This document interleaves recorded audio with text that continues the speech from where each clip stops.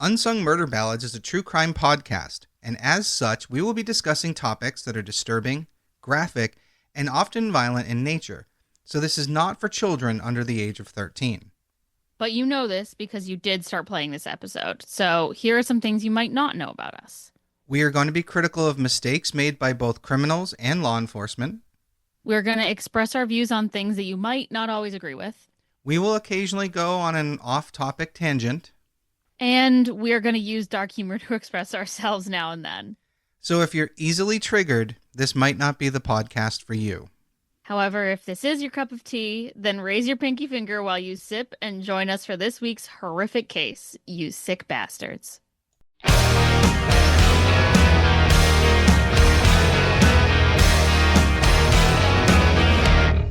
Hey everybody, welcome back to Unsung Murder Ballads. This is episode 159. I am Janus Dead. I'm Joyous Dead. I said that funny because I realize now that next week we're going to be doing another For Joyous's information because we're going to try to do those on the 10s. So Hell yeah. Oh, I'm excited. that one's going to be interesting. I've already got it chose out. I have my notes ready. Yeah, it's going to be, yeah, well, you'll see. We've talked about this case a few times, but that's not the case we're doing tonight, though. Oh, wow. Okay. Yeah, the For Joyous's information, next week's episode, I have mentioned probably a dozen times over the almost 3 years we've been doing this. Damn, So, has it really been that long? Yeah, I guess so. our very first episode aired in March of 2023. Yeah. Wow. Yeah, we're getting there. Yeah, we have. Wild. Yeah. So, but tonight we're doing something a little different. We're going to do a number of short cases, kind of like a roulette sort of thing. But this one has a massive theme to it. And as I was digging into this topic, I wanted to try to do one or two, but there's just not enough information. Does that make sense? And then initially, Yes. and then after I realized that, I was like, well, maybe I'll just do as many as I can find. But so many of them were the same thing, like killed by boyfriend, found foul play, or just, no answers at all. And I'm like, all right, we won't do all of them. So tonight we're going to talk about, we're going to start with talking about the industry as a whole and things that come out of it, as well as, and then we're going to move on to the murders. Does that make sense? All right. Yeah. So we're going to be talking about the adult film industry, basically porn. Gotcha. Okay. Yeah, I can imagine how things could quickly go downhill there. And I know that's a big venue for human trafficking for sexual reasons. So, Right. And we're going to start by talking about what the actual like actors, the entertainers go through, because they do have to navigate like through this industry, and they're mostly in vulnerable positions.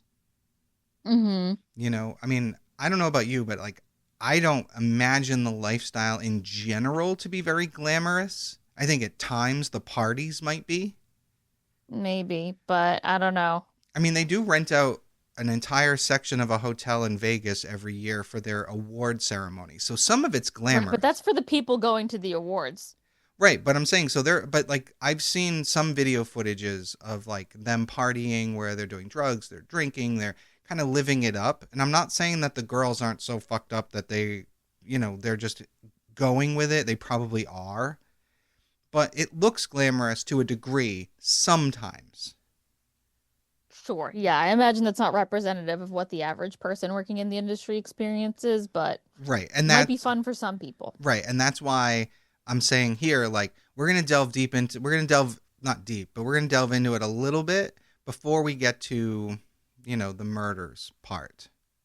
All right. All right. So when most people think about the adult entertainment industry, they think about what they see on screen. Now, not the workers. They don't generally, as I'm assuming most people don't watch it and wonder what the individuals are going through personally, right? Yeah, where's the guy operating the boom mic? What's his life like? Right. Or even the actresses and actors. Like, they're Right, right, probably not right. giving a shit what's happening when the camera's not rolling. So they don't think about the stresses that comes with that work, the economic instability, the social stigma, Mm-hmm. because I've seen so many times, I've seen sex workers, whether it's a full-blown porn star or someone who just did nude photos, say they wish they could remove everything from the internet, Yeah. especially after they have children. Yeah, I believe that. So again, these performers face like kind of like a perfect storm of pressure. There's the public stigma, there's isolation, digital harassment, image-based abuse, financial instability because sometimes like these jobs will just dry up on them based on age or maybe they put on too much weight or what have you. Mm-hmm. There's a serious lack of workplace protections. Mm-hmm. You know, as I was saying, there's constant scrutiny of their bodies and their identities because they get stalked a lot too. Oh, yeah, I believe it. Yeah, it sounds awful. Right. But the money must be good, I would assume. You know, I don't know. Yeah, that's what I'm I hope saying. at least that. They also have limited access to traditional mental health care as well as actual health benefits because it's not like they're working for a corporation. They're probably listed as contractors. Right? And it's not like, traditional actors have a union. Correct. And maybe there is an adult entertainment union, but I'm going to seriously say probably not. I hope for them that they unionize. Yeah, again, I'll have to look into that. I should have looked into it before, but it didn't occur to me until just now. Right? Yeah, where I'm like, it makes sense to me that they're not getting any sort of health benefits and, you know, Right. I'm sure that does there make it really hard to access shit. right. I'm sure there's something in place for them to be tested for various diseases. I'm assuming Mm-hmm. that has to be a thing. In fact, I know it's a thing, and at least in the state of California, where most porn is filmed. Mm-hmm. So, now again, I do want to say that these adult performers are not inherently more at risk because of the profession itself. Like the things that are going on aren't necessarily about what they're doing. It's just the fact that it's something that's not supported in general publicly and by the masses, at least not officially. Mm-hmm. So mental health struggles arise from this environment, but not like I said, not the actual act of sex itself, but from the environment that these things are filmed in. So what researchers and advocates do observe is that certain conditions linked to performing in the adult industry, basically the public stigma, the harassment, all that stuff, can put performers in a state of increased vulnerability, which I think that's fairly obvious. Yeah, for sure. But when we look at gender, this is where patterns begin to emerge. Now, understand. I know you're going to understand this, but I'm going to say this for the benefit of our listeners. To understand gender differences in mental health outcomes for adult performers, we have to look at the different social pressures men and women face within that industry. I think most people would agree that women face greater public stigma as a result of working in the porn industry, more so than men. 100%. In fact, I think most men would be envious of the male performer in a porn movie. Right. But I don't know any woman who's watching porn and is envious of the female actor. Right, exactly. So, and female performers often experience harsher societal judgment than their male counterparts, obviously. Mm-hmm. Because even the men who are watching it and quote unquote enjoying it in the moment will then verbally abuse the woman after the fact. You know what I mean? Absolutely. Yeah. A lot of them get off on it. So women frequently deal with more stringent and sometimes more unrealistic expectations around their appearances. Now, Right. They got to be flexible as hell. They got to, you know, look young. in most cases, young, yes. I would say more than not. Yeah. Yes. Because their marketability, their income, and booking opportunities can rise or fall based on factors they can't control. And sometimes Yeah. they risk work within the industry itself for making changes to their appearances. Now, I'm going to give you an example of this. Let me start by saying I love to collect autographs, right? I don't care who is there. If they're famous, I want their autograph. And there have been adult film stars who have done features at strip clubs up here in the New England area that I have gone to those clubs to meet and get an autograph with. One of them was adult film star Lexi Bell. And during my little meet and greet session after she danced, she and I were having, it was probably only a 4 to 5 minute conversation. But in that conversation, one of the things that she said was that she's not, when she does tours like that at strip clubs, she's not allowed to change the color of her hair. She has to keep it the blonde color that she's famous for. Wow. Yeah, and when she does change it and she shows up at a venue like that, they give her hell for not looking the way everyone knows her to be. Yeah. Ugh, that's awful. So And she can't even like evolve as like an entertainer or like evolve her image. right. And the crazy part is it can also affect how they're paid. Because if she doesn't Yeah. look the same, they can be like, well, I'm not paying you as much as we agreed upon. You're not the Lexi Bell that we agreed to, so to speak. Mm-hmm. And I can tell you that varies from venue to venue. Because while I was sitting there talking with her, because I paid for an autograph and I got a photo with her, and she, while we were discussing it, she kind of gave me like a little menu, so to speak, of what I could do, like how much a video cost, and she was actually offering private dances to people in the club. Now, Wow. I didn't bring that much with me, and two, it was high enough that I'm like, I don't think I would have done it. Mm-hmm. But before she quoted me prices, she actually turned to like her handler, her bodyguard, and asked how much off the top that venue was taking. So, and that determined how much she was charging. Yeah, that makes sense. So, again, I don't know if that was just the dances or if it was the photos and the autographs, but regardless, this is what they have to deal with. And that's just appearances at strip clubs. Right. There's a million other things that they probably have no leverage to negotiate better terms for themselves. Right. It's crazy. And that's just one girl, one, performer that I've met that way because she was probably the most chatty. She's one of my favorite, like, personality wise because of that. She was like genuine, which was really cool. I don't think you see that often in celebrities. That is cool.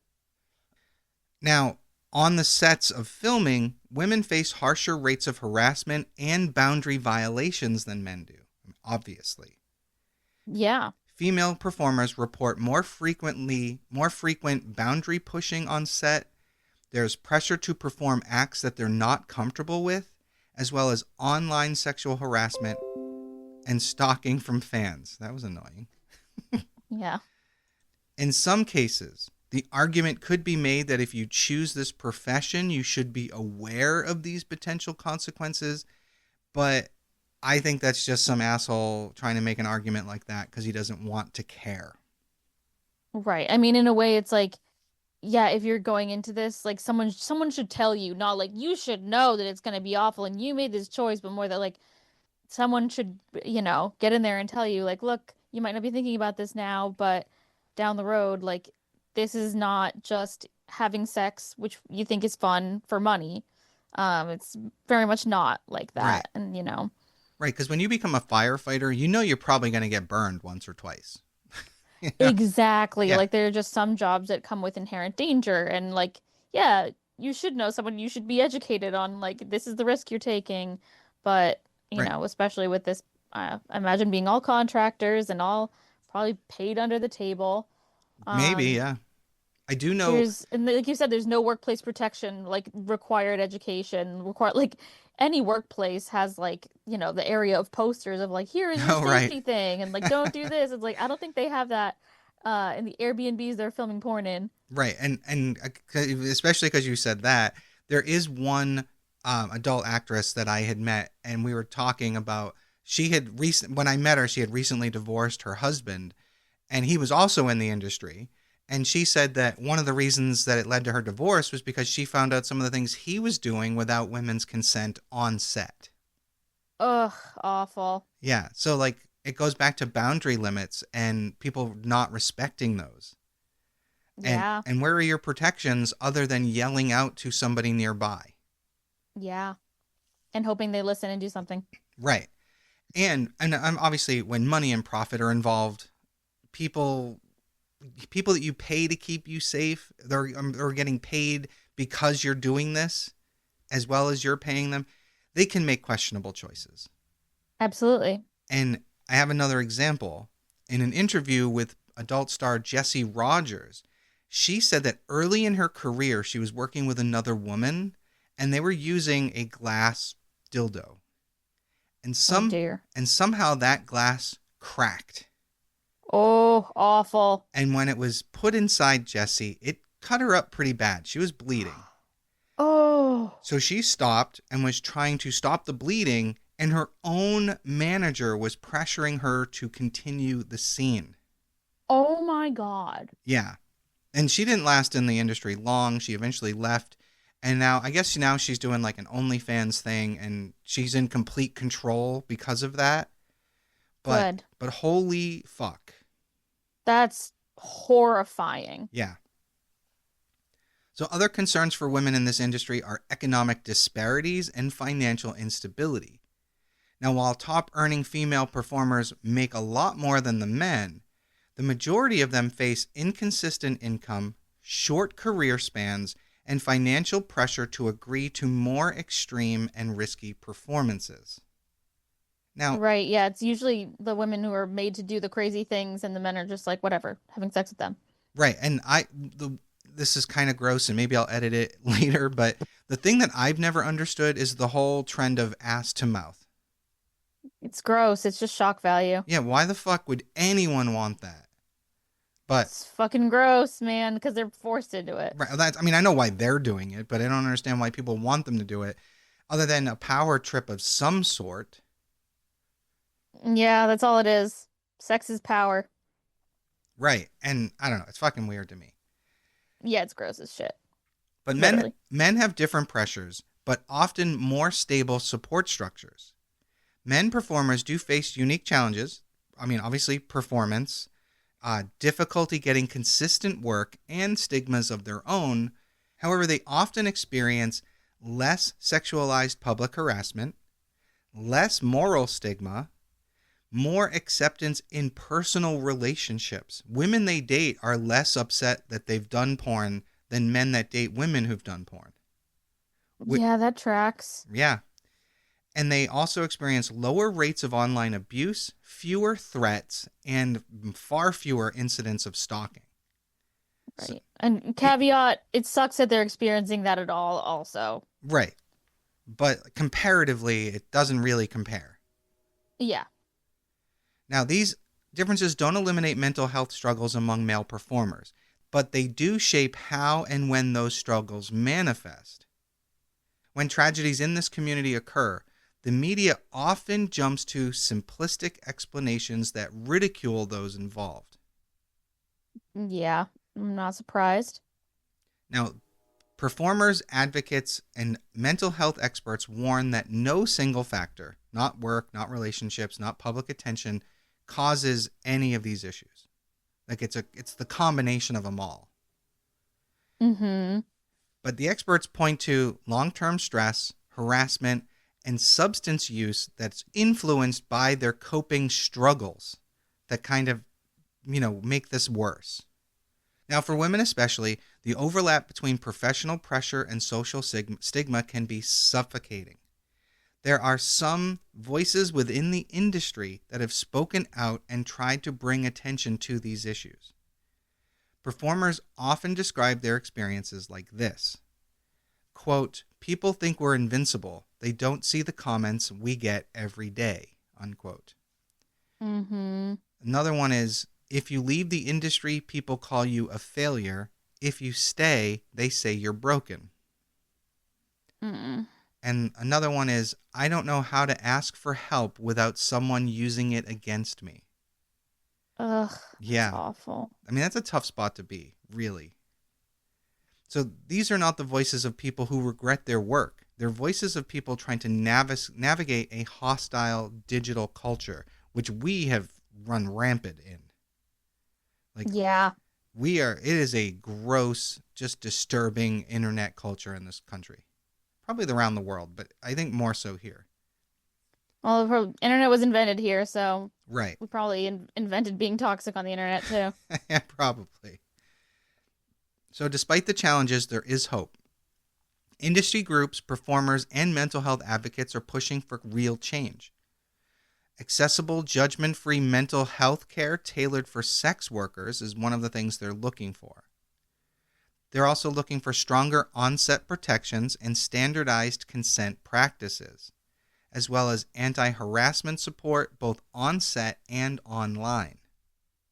They're That also, would be great. yeah, and they're also looking for community-based support networks for current and former entertainers, which would be huge. Yeah, that would be awesome. The more we recognize adult entertainment as labor, the more we can support the people performing in it. One of the things I learned during my research into this episode is the intensely high number of drug overdoses within the industry itself. Oh, that's awful. Yeah, I didn't know about that. It's crazy. The sheer numbers blow my mind. While the adult entertainment industry might be known for its quote unquote glamour, behind the scenes, many performers face the extraordinary pressures that we've been discussing. For some, drugs can be their coping mechanism, and unfortunately, this has led to a disproportionately high rate of overdoses compared to the general population. Ugh. Research and reporting over the past 2 decades have highlighted a concerning pattern. Female performers appear to be at a higher risk of substance use and overdoses than their male counterparts. To give you an idea, when I was going through, I was kind of doing little hash marks to count men and women as I was researching how many overdose deaths there were. I had 3 men for every 50 women. Holy shit. It was nuts. That is fucking nuts. So I don't have exact numbers because it's hard to tell. I hate to say it, a lot of performers come and go. Industry observers suggest multiple factors contribute to this disparity.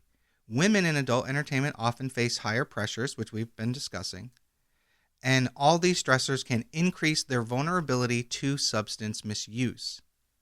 Male performers, while not immune, statistically report lower rates of overdose and substance-related fatalities. Experts speculate this may be linked to differences in social support, coping mechanisms, and the types of pressure faced by that genders face within the industry. Yeah, that makes sense. It's also important to recognize the role of mental health challenges, which are frequently under-addressed in this industry. Anxiety, depression, and trauma are common, and without proper care, self-medication through drugs becomes that dangerous pattern. By my estimation, women are more than 3 times likely to die by an overdose than the men in the industry. Ugh, it's awful. I remember years ago, and this is another little anecdote here, but I used to follow some adult entertainers on social media before I got married. And one of them was adult star named Dakota Sky. And whatever, she just would post often funny little videos, what have you. But there was one day that she posted something while she was in LA. And I don't know if she lived there, but she was in LA. And she was saying that she needed a place to stay. That wherever she was living, she couldn't go back to. Oh no. And she literally posted something asking for a place to stay. And I'm way over here in Massachusetts, so obviously I was of no use to her. Not that I thought she would have responded if I had said something. Right. But after that, she stopped posting altogether. And as time went on, I kind of forgot about it. But then there was one day I noticed that I hadn't seen any new videos from her in a while, or any new porn videos from her in a while. And then all of a sudden, as I'm doing research on this, her name's on the list of people who overdosed. Oh, that's awful. And her death wasn't that long after her final post, obviously. So Oh, that's really sad. it's crazy. And I didn't know her personally, but I don't want to know what kind of demons she was fighting daily. Yeah, awful. And now we reach the part where it makes sense that we're talking about it on this podcast. We're going to talk about the murders. All right. Now, this is not all-inclusive. As I said earlier, if we really wanted to dig into all of them, we could do an entire series just on that alone. And the ones we will talk about are confirmed homicides, either of the adult star or committed by the adult star. Oh, wow. Okay. Yeah, there's only one of those, but it's fucking nuts. Yeah, I'm sure it is. So first we're going to talk about Felicia Tang. And she was born Felicia Lee on October 22nd, 1977, in Singapore. She was an actress and a model known for her work with Playboy TV. She did calendars, she had an internet site, and she also did like car shows. You know how they like to drape a bikini clad model over a car? Yeah, she Mm-hmm. was doing that. Now, her and her family moved to Perth, Western Australia when she was a child, and she attended a private Catholic school for years. When she was 13, she moved with her family to Los Angeles, California, and she started modeling for fashion catalogs and bikini calendars by the age of 19. While per- Mm-hmm. and she was doing that while she was pursuing a course in marketing and business administration in college. So it's funny how she had this backup plan and then didn't really do much. Well, I can't say she didn't do much with it because business administration and marketing will play into this. Interesting. Yeah, I can see how they would play into like, being a model. Right. Yeah, exactly. Especially with the internet. Yeah, totally. So Felicia began Market making. yourself. That's whole brand. Exactly. So she began making softcore appearances in adult videos. And for those who don't know, softcore is where there's heavy petting and kissing, but no graphic acts, at least not that are shown. She also appeared on Playboy television multiple times and made appearance in other adult cable programs. She actually made it on some famous movies, like mainstream films. Wow. She was in the movie Rush Hour, Cradle to the Grave, and the first Fast and the Furious movie. Oh, wow. Yeah. She started her own website in 2002. Now, the site featured erotic material such as nude images and webcamming and film stills. She blogged and chatted with members on the site, cultivating a friendly atmosphere with her readers. A model who worked with Felicia described her as bright, bubbly, and a kind, beautiful woman. In 2003, she appeared in the erotic online video with Singapore-born television personality Tila Tequila. Oh, that bitch is a Nazi now. Yeah, I know. I almost kept that part out, but yeah, I mean it's part of it, I guess. Listen, Tila Tequila Double Shot at Love was formative for me as a young bisexual. Okay, Um, that show was like the first representation of being bisexual on TV. Um, interesting. However, unfortunately, she's now a Nazi, so we hate her. Yeah, I can't support her. Agreed. Felicia closed her website in October of 2008 and announced that she was retiring from modeling to pursue a career in real estate. All the Good for her. content all the content of her website went offline that year, and she later became a competitor on a pay-per-view strip poker TV tournament hosted by model and actress Carmen Electra. So, while Wow. she stepped away, she didn't fully step away. Like, you can retire from something and still dabble. Agreed. I mean, I wouldn't get mad at Gene Simmons for retiring from Kiss and then doing a sideshow as himself. You know what I mean? Right. In April of 2009, she met Brian Lee Randone in Las Vegas. He was a former pastor and a reality TV contestant on the show The Sexiest Bachelor in America back in 2000. Oh my, I haven't seen that one. Neither have I. And they started dating at that point. They had been living together for 4 months when Felicia was found dead on September 11th of 2000 at their home. Oh. Randone was charged with murder and torture and held on a $2 million bail. Oh God. Yeah. Following her death, her family released a statement that read, Felicia loved life and lived it to the fullest. However, she was more than just a public figure. She was above all else a human being, a daughter, a sister, and a friend to many who continue to love and honor her as much in life as in her passing. Oh. Now, Randone's trial began on November 16th, 2001. The medical examiner stated that Felicia was found with 320 wounds from blunt force trauma.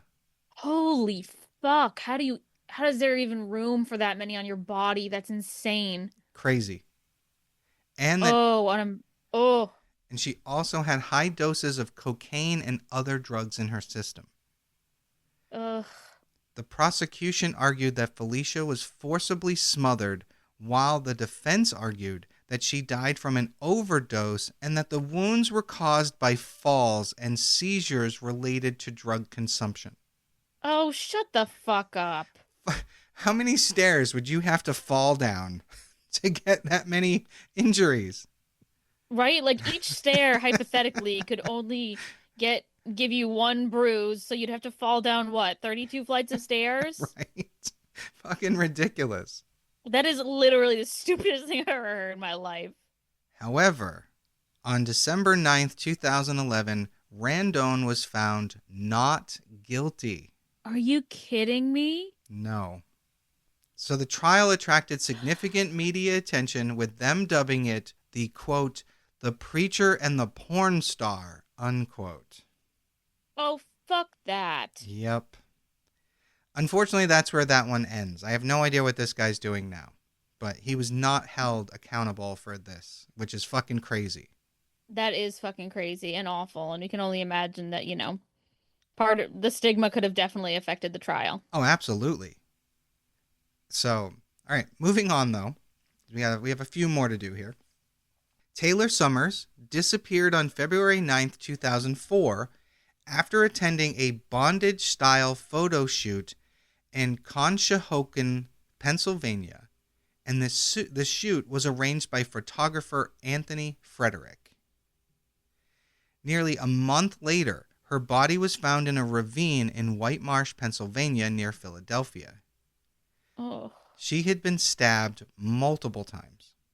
Yeah, they're gonna say she got that from falling down the stairs too? Probably. In a drug-induced haze. Yeah, probably. Her body was discovered naked, wrapped in a backdrop, and still wearing bondage devices consistent with the earlier photo shoot. Oh, that's awful. Evidence suggested that the killing may have been arranged as part of a snuff-style production. Oh, God. Yeah, it's never been fully proven that. Understand that. But it's likely that they planned to kill her when they hired her. Oh. Anthony Frederick was... That's some horror movie shit. Yeah, oh, fuck yeah, that's crazy. Just imagine you think you're there just for a photo shoot and then you can't get away from any of what's about to happen to you. Terrifying. Yeah. Frederick was arrested and indicted on first and third degree murder charges, as well as additional charges, including abuse of a corpse. He eventually pled guilty in a plea deal where he accepted only the third degree murder conviction. He admitted that he stabbed Taylor to death after a dispute over payment for the photo shoot. Which, how is that third degree murder? I don't know. It's usually third degree is reserved for you're doing something that's dangerous and they accidentally died. So I think they were just trying to avoid a lengthy trial, maybe. Maybe. Now, under that agreement, he was sentenced to 24 to 51 years in prison. So that's normal range, although no, we'd like to see life, but he went for third degree. Now, a second person, his assistant named Jennifer Mitkus, also faced charges. Prosecutors said she witnessed the murder and helped clean up the blood and dispose of the body. Oh. Yeah, so what the fuck? Yup. She ultimately pled guilty to obstruction-related charges, but that's it. Wow. The gruesome nature of this crime, a murder tied to a bondage-themed photo shoot, shocked both the adult film community and the public. I'm sure it did.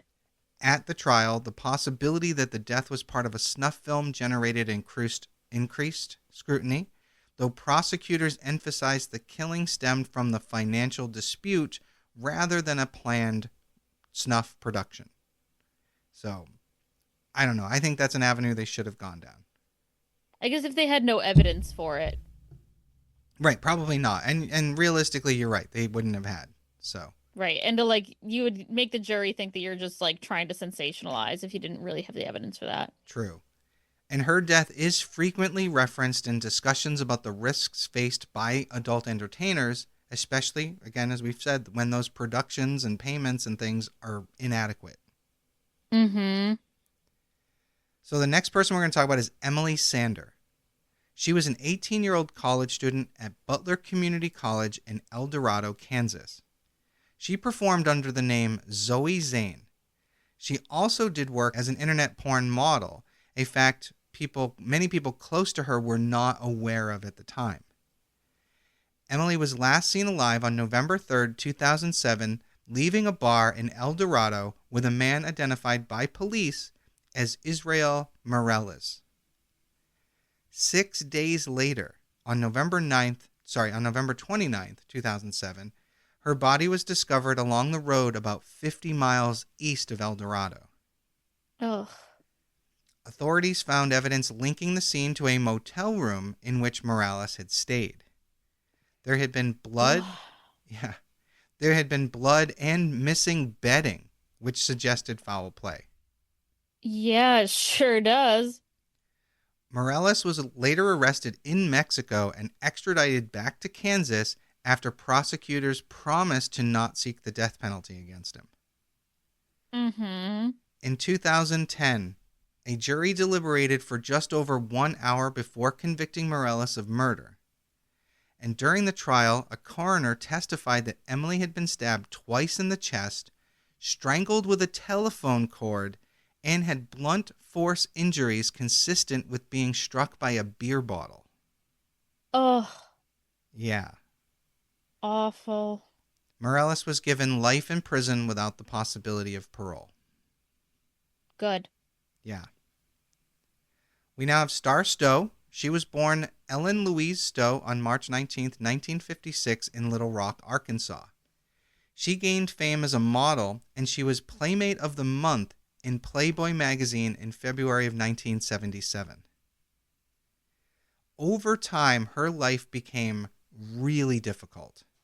She battled with alcoholism, drug abuse, and financial instability. And the stigma was, I'm sure, almost like 10 times worse back then. Agreed, but interestingly, normally being a Playboy playmate is a good thing. Like most people don't frown on that because it's kind of considered higher culture. Well, I think if you were trying to get any job, like people Oh might think yeah, it's cool, but like they're not going to hire you to like work babysit for their their kids. business. Yeah, that makes sense.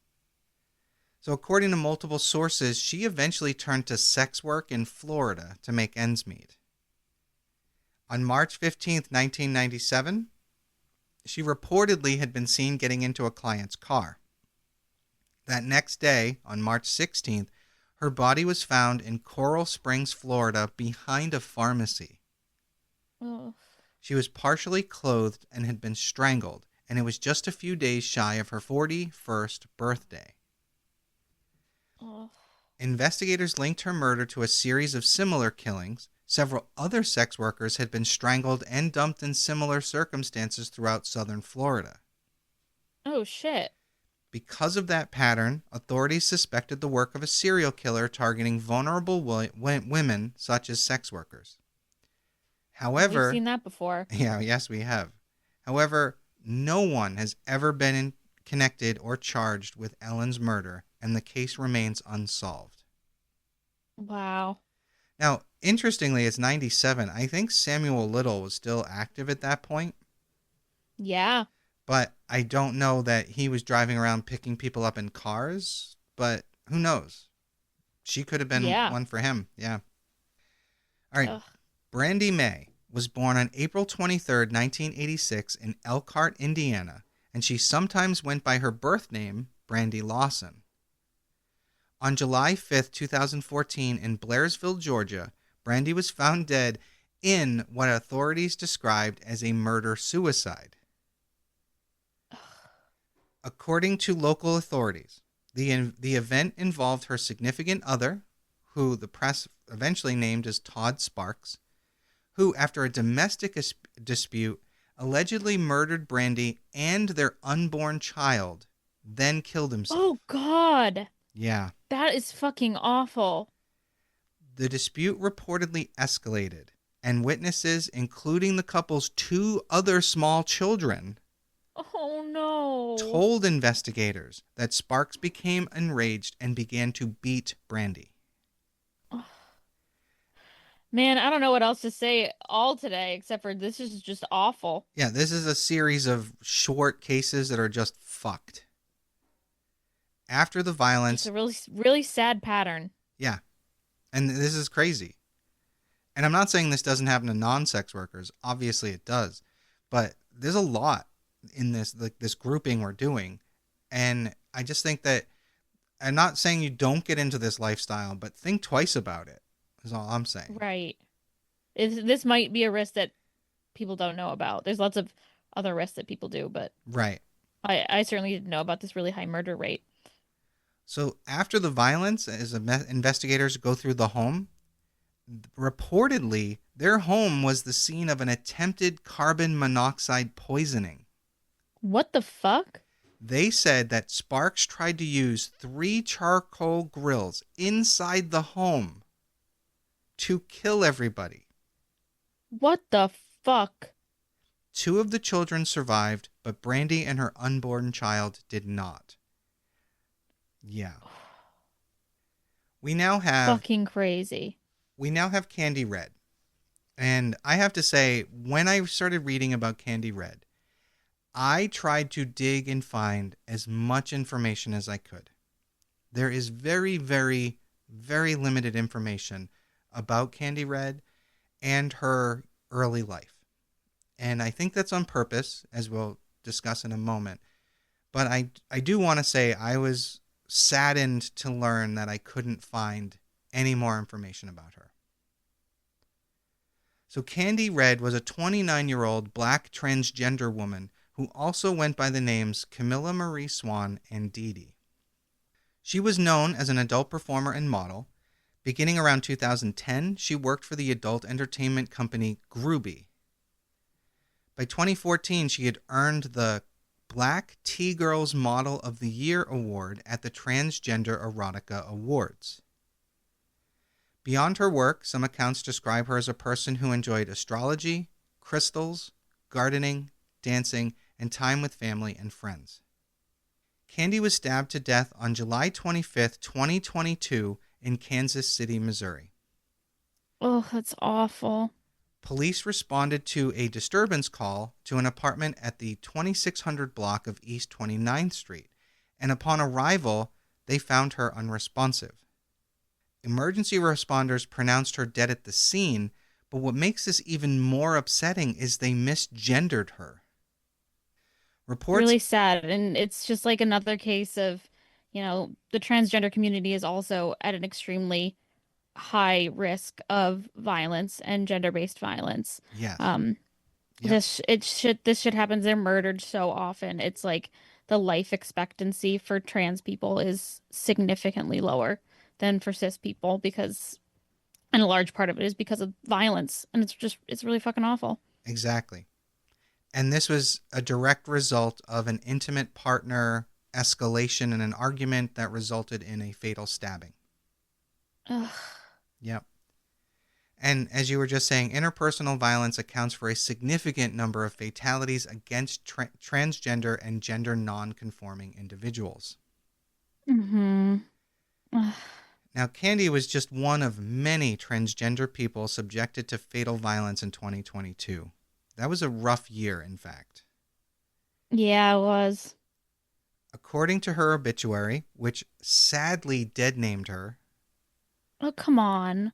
there was a memorial held at the Golden Gate Funeral Services on August 12th, 2022. And again, this is it. There's no other information out there about Candy Red and her early life. I would have loved to have dug deep into just her, but there's nothing out there. And I think she did it on purpose. Yeah, that's fair. I mean, when you change your name, sometimes you change your whole identity. You don't really want to talk about the before, Right. And and I that's respect totally that. fair. And I respect it. I just would like to honor her more, you know? But Yeah, absolutely. that, yeah. So that one, I remember reading through that and I was like, how is there, I was just upset that there wasn't more information. Right. So the next one we're going to Sad. cover is Nikki Rio, and she was a Brazilian adult film actress. She was born on December 22nd, 1985 in Rio. Her date of death is listed as October 16th, 2009 in Sao Paulo. Several film industry and community databases claim she was murdered by strangulation. Ooh. Now, the widely repeated story, and I say this because there's so little information, but I'm only including this one because of the extreme nature of the crime. This the story alleges that her boyfriend, identified as Marcio Estevez, allegedly a drug dealer linked to a criminal organization in Brazil, had strangled her and then attempted to destroy the evidence by placing her body in a car and setting it on fire. Oh, Yeah. God. So my guess here, if I had to go with it, is this guy was probably also bankrolling her videos, her movies. Because let's be honest, the criminal underworld is obviously part of porn. Some parts of Right. it. Yeah, maybe not all of it, but some of it. So yeah, unfortunately that's all there was to her. But I wanted to tell that story when I read it because I was like, that's just fucked. It's so fucked. We also have Charlotte Angie, and that was her stage name. Her real name was Carol Maltesi. She was described as an adult film actress and model, reportedly active on platforms like OnlyFans, and also involved in some adult film productions. Her work and online presence reportedly included distinct tattoos, which would later play a key role in identifying her remains. Oh. In early 2022, Carol is believed to have been killed by David Fontana, a 43-year-old man later arrested by police. According to prosecutors and media reporting, the murder was extraordinarily brutal. Oh. Fontana allegedly beat her with a hammer, slit her throat, dismembered her body, and froze the remains in a freezer. Oh. Yeah. Ugh. Authority found Hate these fucking weirdos. Oh, God, they're awful. Authorities found 15 body parts stored in plastic bags, abandoned in a mountainous area in northern Italy. The remains, Jesus fucking Christ. absolutely nuts. The remains had been dumped off the road in a remote area. Like he didn't even bother to dispose of them properly. Right. Like, or it's just stupid. Because her face was burned and her body was dismembered and decomposing, identification was initially difficult. But investigators released photos of her tattoos, which were then matched to belonging to Carol, leading to confirmation that the remains were hers. Oh, man, I guess that's a good reason to have tattoos. Right? Fontana was arrested and charged with first-degree murder, dismemberment, and corpse concealment. During investigation, he initially tried to maintain the illusion that Carol was still alive, reportedly sending messages to her contacts impersonating her. What the fuck? Yeah, fucking idiots, man.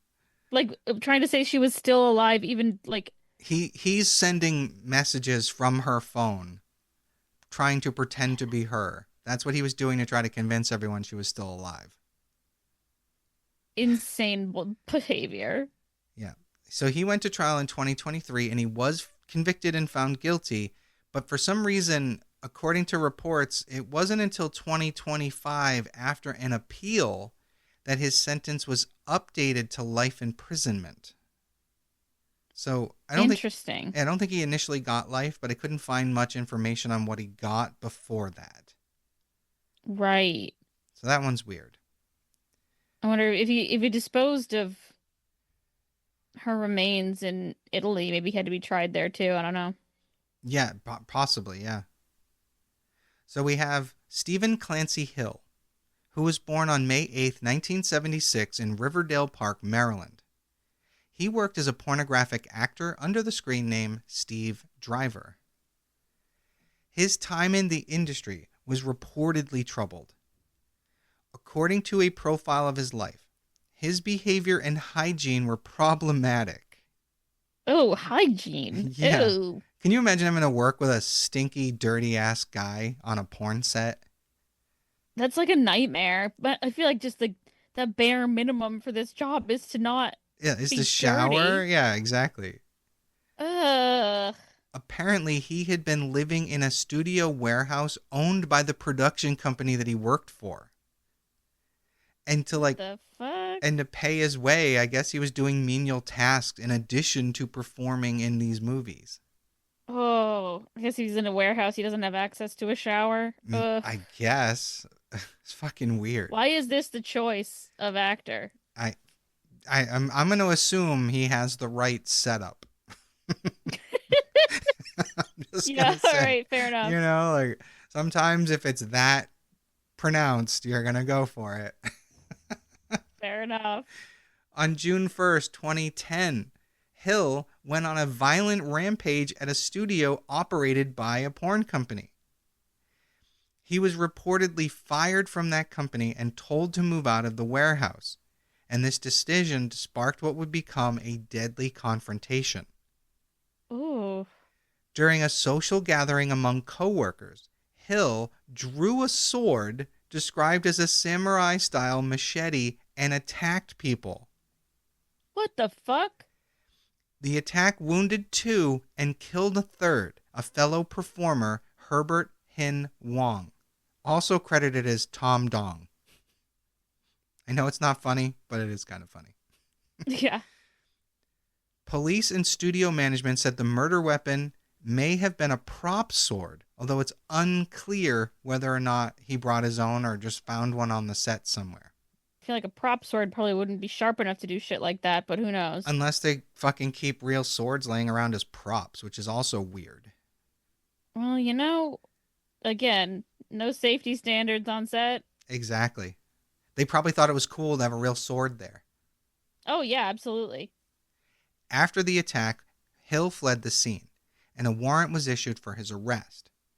On June 5th, 2010, law enforcement located him in a residence in Los Angeles, and during a standoff, Hill, armed with a sword, threatened suicide. Officers attempted to negotiate with him, and they tried using a less than lethal munition in an effort to subdue him. Mm-hmm. Somehow, this whole thing moved up like some rocky hill. Okay, and I don't know if the less lethal munition part happened up on the hill or beforehand, and then he ran up there. It's confusing because there's no real full Mm-hmm. details. But video footage shows Hill moving to the edge of the rocky hillside and then falling 40 feet to his death. Oh. Officials said that he jumped, effectively a suicide. Though it did occur, Sounds like he may have fallen. I was going to say, although it did occur after they used force.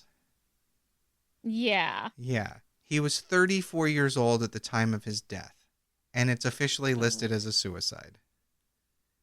That's fucked. Yeah, that's fucking I mean, crazy. I'd say if he was threatening suicide and then he did that, I would take that at face Yeah. value. And who knows, maybe it was. Yeah. But it's also tough to say.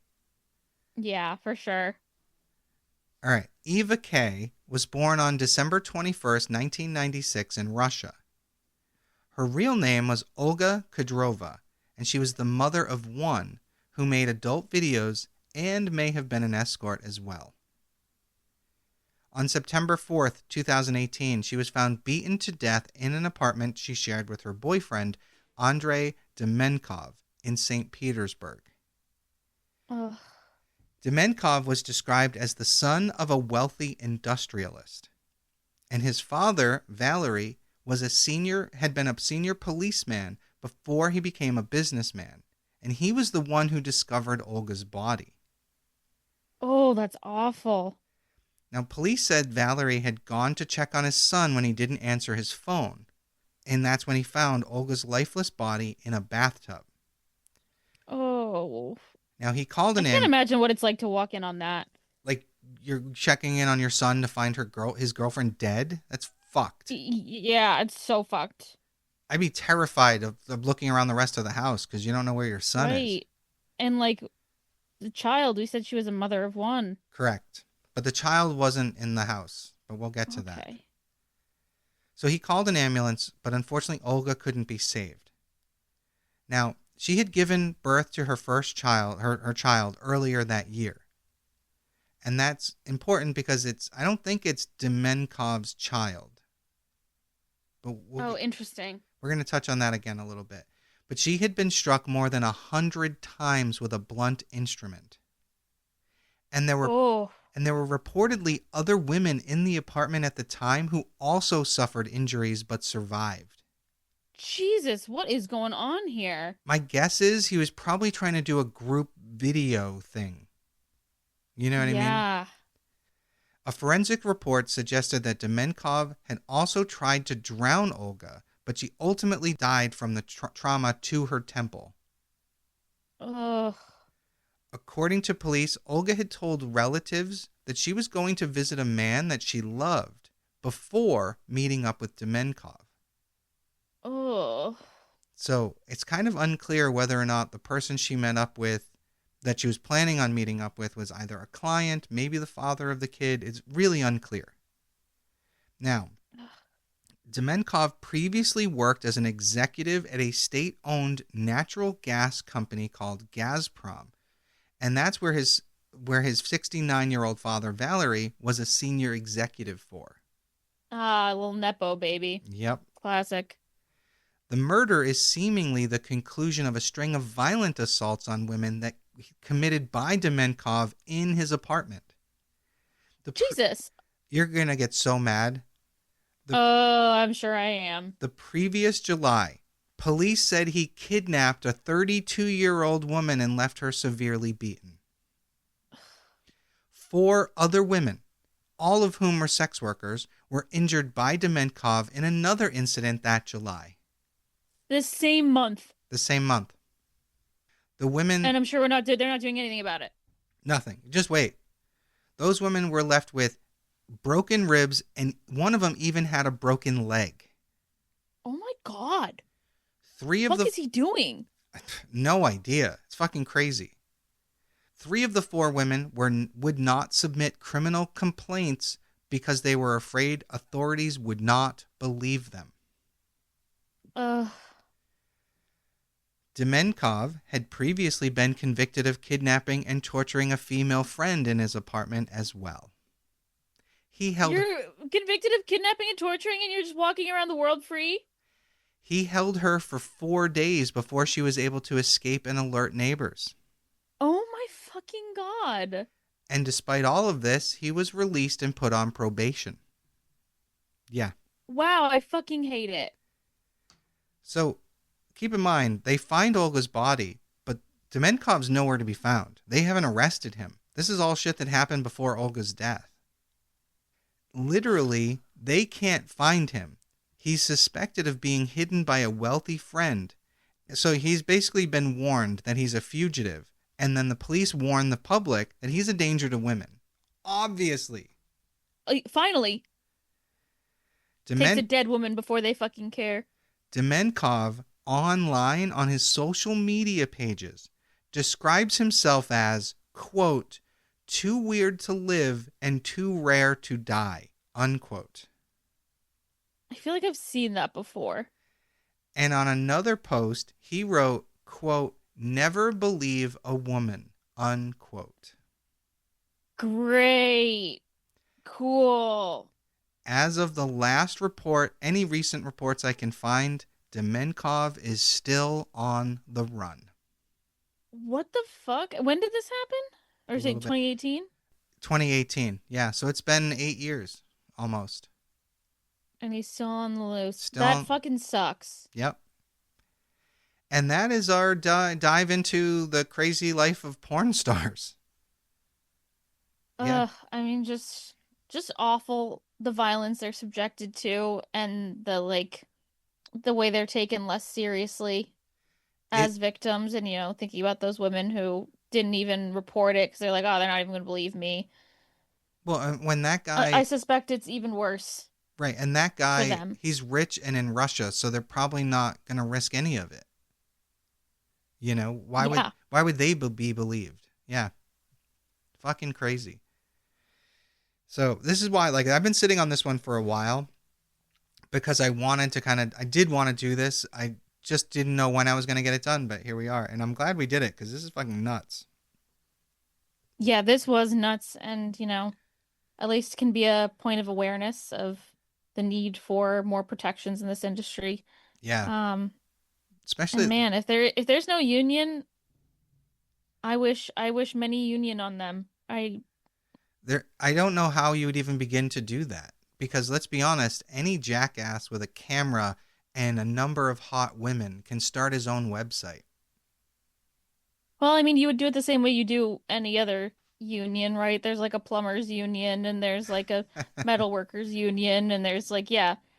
Right. And don't get me wrong, I know Southern California has some really good laws in place overall, but it's still not Hmm. enough, because there's nothing to stop me from doing it right now if I had the capital. Like Right, right. But I see it as like it's a good start. We should continue with it and figure out the ways of, agreed. I know there's lots of places, see, for better or for worse, regulating porn right now. Right. Like the states that are like forcing ID verification to access pornography online. Oh, good. Um, I think it's like Utah, unsurprisingly. Uh, Yeah. but but I think that being said, it sets a precedent that we can regulate this industry and that there's a chance maybe that it could be made safer for the people in the industry. Well, I think OnlyFans, despite all the complaints about it, allows women or men, anybody really, to control how their content is created and distributed. And it's behind a paywall. Even though I know it can get leaked and all that other stuff, it's still going to be a better environment than going to some shady studio and having to work with people you don't really know. Right. Yeah. So the nature of being self-employed. Right. So, I mean, I agree with you. Let's hope they do something for it. And it's sad that all these women had to die. But yeah, I just wanted to. I had to address it when I started digging deep. I was like, "Holy shit!" You know. Yeah, and I'm glad we talked about it. Yeah.